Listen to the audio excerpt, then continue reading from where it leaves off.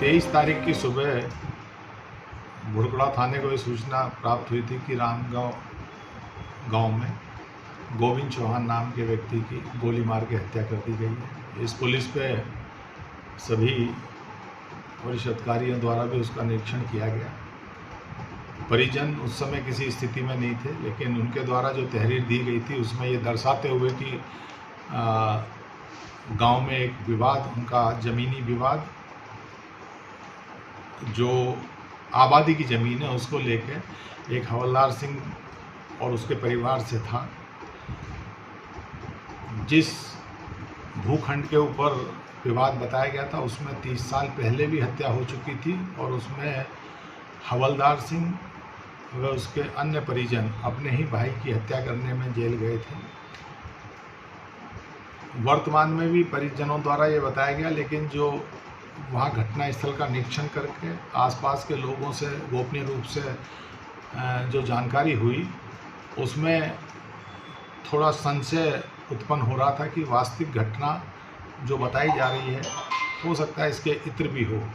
जब धीरे धीरे मृतक के बारे में जानकारी की गई तो मृतक मूल रूप से ज़मीन का धंधा करते थे, खरीदना बेचना, उसमें प्रॉफिट। तो जब इसकी गहराई में गए तो जखनिया जो गांव में वहाँ पे भी एक मकान को लेकर एक विवाद था। वहाँ पे 4 भाइयों का एक मकान था जो काफ़ी पहले जो मृतक गोविंद चौहान है उनके पिताजी ने सादा कागज़ पे लिखवा रखा था। वर्तमान में जो गोविंद चौहान है उन 4 भाइयों की जो पार्टीबाजी चल रही थी उसमें एक महेंद्र पक्ष था और एक छोटे लाल पक्ष था। तो महेंद्र पक्ष को सपोर्ट कर रहा था और उन बाकी दोनों भाइयों पे दबाव बनाया जा रहा था कि तुम महेंद्र के पक्ष में इस मकान को छोड़ दो, महेंद्र को दूंगा।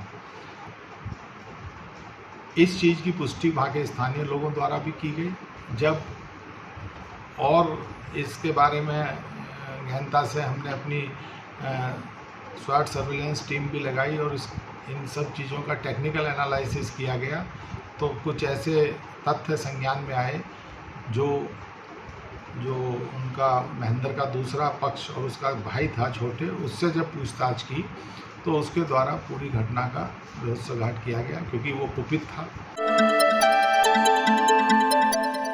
नेक द्वारा A++ certified world class educational institution Shri Ram group of colleges. Admission के लिए संपर्क करें।